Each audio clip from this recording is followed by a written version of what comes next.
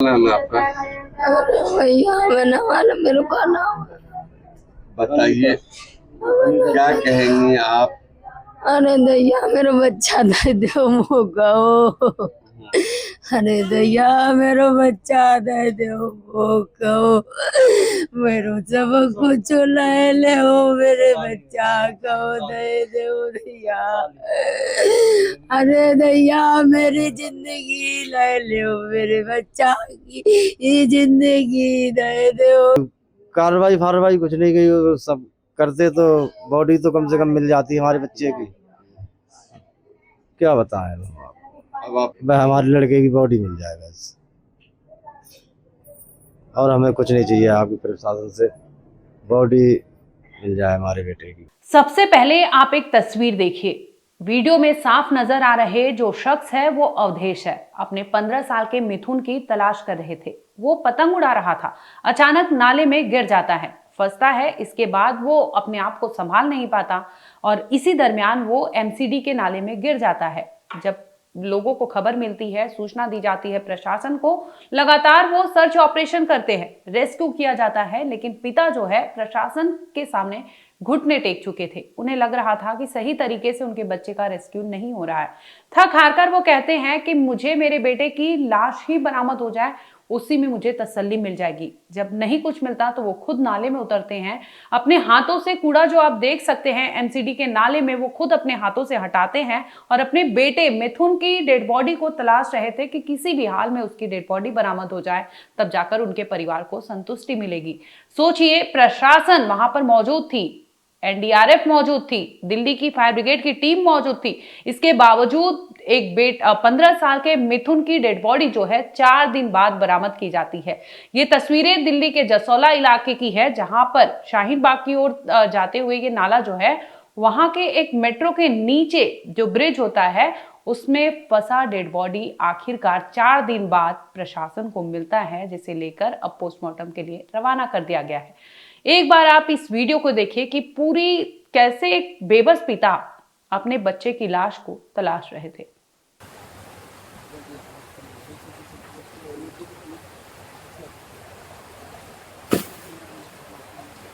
आपने अभी देखा कि कैसे एक पिता अपने 15 साल के मिथुन को तलाश रहे थे, और बल्कि वो जिंदा नहीं, उन्हें पता था कि 3 से 4 दिन बीत चुका है, अब उनका बेटा जिंदा नहीं मिलेगा, लेकिन उसकी लाश के लिए वो भरसक कोशिश कर रहे थे ताकि वो वहां से अपने बेटे की लाश को बरामद कर सके। अब एक बार आप उनकी मम्मी, मिथुन की जो माँ है, वो सामने आती है और कैमरे पे कितना वो रोती है, भयावह चीजें कहती है कि आपके भी रोंगटे खड़े हो जाएंगे, आपका कलेजा एक बार को पसीज जाएगा जब एक माँ का दर्द आप सुनेंगे और किस तरह से वो गुहार लगा रही थी कि जैसे तैसे मेरी जिंदगी ले लो, मेरी जान ले लो, लेकिन मेरे बच्चे को वापस कर दो। मेरा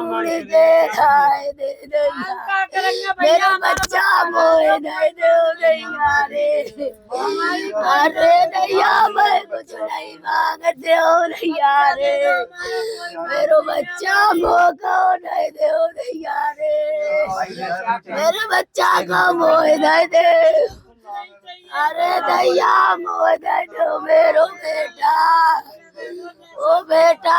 अब आपको पूरी कहानी सिलसिलेवार तरीके से बताते हैं कि आखिर दिल्ली के जसोला में ऐसा क्या हुआ था, जिसके बाद बदायूं के रहने वाले अवधेश खुद नाले में कूदते हैं और अपने जो आसपास के लोग हैं उन्हें लेकर वो नाले की सफाई करने लगते हैं। आपके स्क्रीन पर जो नाला दिख रहा है ये एमसीडी के अंडर आता है, यानी म्यूनिसिपल कॉर्पोरेशन ऑफ दिल्ली के अंडर ये पूरा नाला जो एरिया है वो आता है। लेकिन आप गंदगी साफ तौर पर देख सकते हैं कि कैसे वहां पर कूड़े का ढेर लगा हुआ है।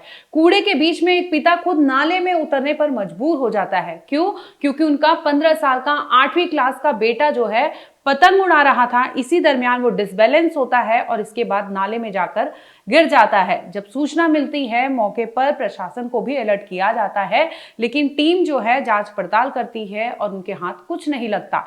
ये देरी देखकर पिता और परिवार का जो ढाढ़स है वो टूट जाता है और एक माँ जो है रोते बिलखते अपने बच्चे की गुहार लगाती है कि किसी तरह से उनका बेटा वापस आ जाए, उसे जिंदा चाहिए। लेकिन एक पिता वो समझ चुका था कि काफी देर हो चुकी है, अब उनका बेटा जिंदा लौटना नामुमकिन है, जिसके बाद वो गुहार लगाने लगते हैं प्रशासन के सामने कि आपसे हाथ जोड़कर विनती है कि मेरे बेटे की लाश अब हमारे घर तक पहुंचा दीजिए।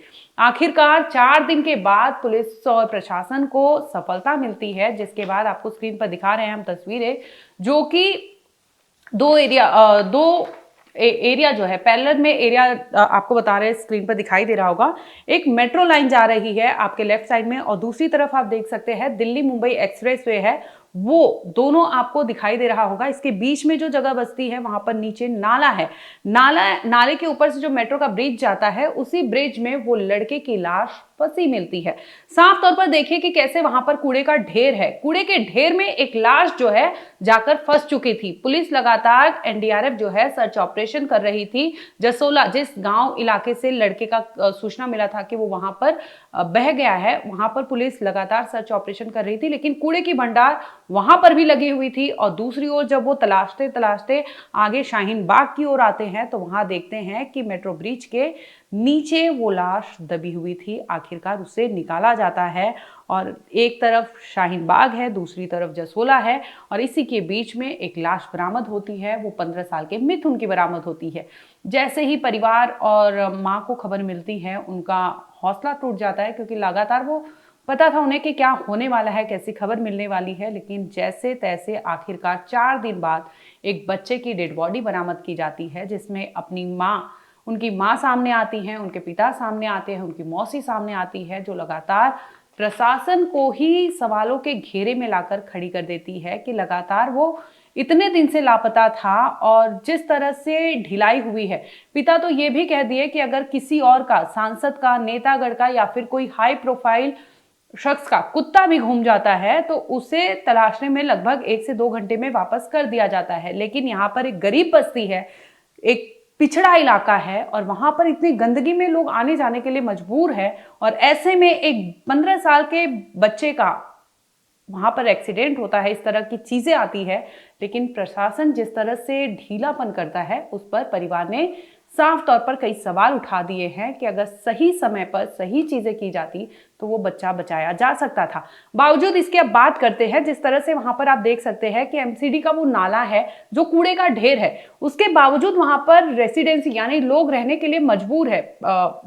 यकीनन वो गरीब लोग होंगे जो वहां पर रहते हैं घनी बस्ती में, और ये लोग कैसे ट्रेवल करते हैं, आना जाना इनका साफ तौर पर आप देखिए कि नाले के बगल से वो बच्चे को गोद में ले रहे हैं और वहां से जाने के लिए मजबूर है। दूसरी ओर कूड़े का ढेर साफ तौर पर आपको अंबार दिख रहा होगा कि नाले से वो कूड़ा निकालकर बाहर रखा गया है, बावजूद इसके नाले में कूड़ा जो है, कूड़े का ढेर जो है वो वहां पर लगा ही पड़ा है और लोग आना जाना कर रहे हैं। तो प्रशासन यहाँ पर कितना अलर्ट है, एमसीडी कितना अलर्ट है, या फिर इस तरह की बस्ती में रहने वाले बच्चे या परिवार कितने सुरक्षित है, और ये तमाम ऐसी चीजें हैं जो सोचने पर मजबूर कर देती है इस तरह के केस सामने आने के बाद।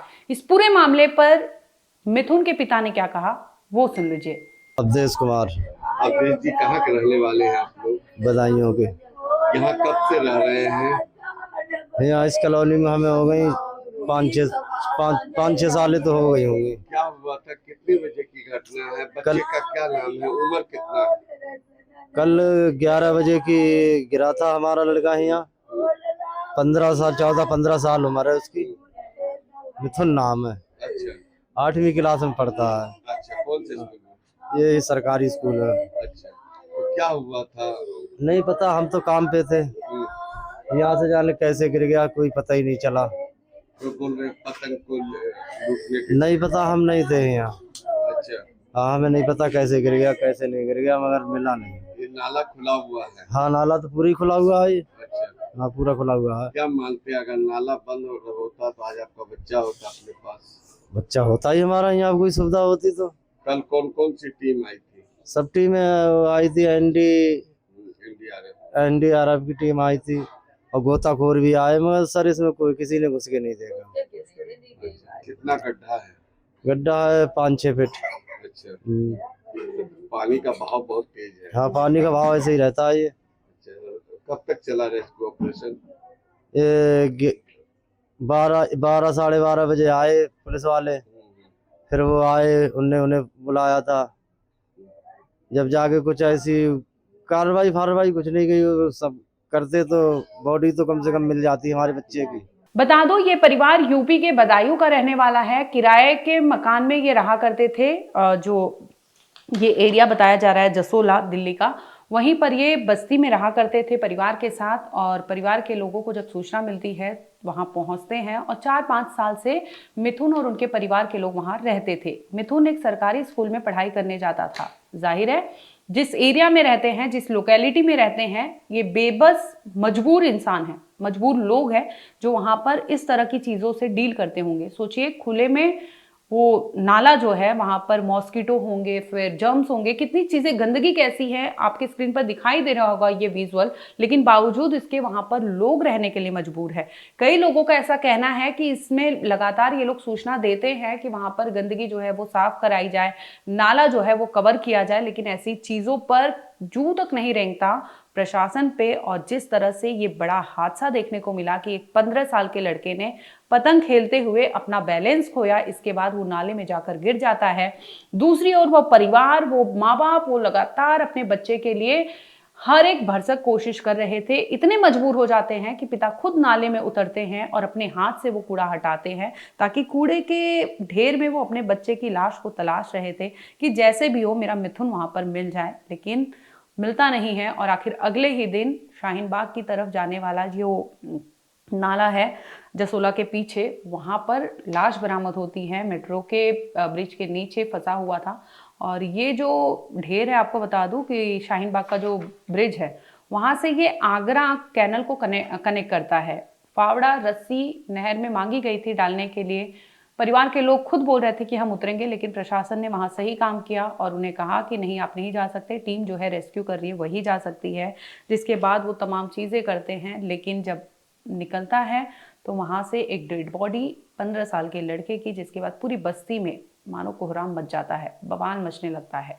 आज एक रईस का कुत्ता यहाँ गिर जाता है, इसमें से घंटे में ही आ जाता बाहर, चाहे कैसे भी आता। वो गरीब का बच्चा था, इस वजह से ने 4 दिन लगा दिए। रईस का कुत्ता होता वो भी साला 1 घंटे में ही आ जाता निकल के बाहर। चाहे पूरा तोड़ना पड़ता, चाहे रोकना पड़ता, चाहे खोदना पड़ता, कुछ भी करना पड़ता। अवधेश कुमार। अवधेश, सबसे पहले मैं ही आया था। हाँ, अभी आए थे हमारे पास। ANI की टीम आई थी यहाँ पर। जिस तरीके से आपका बच्चा गिरा था, हाँ, आपने काफी मेहनत किया। हाँ, हमने भी खूब मेहनत की।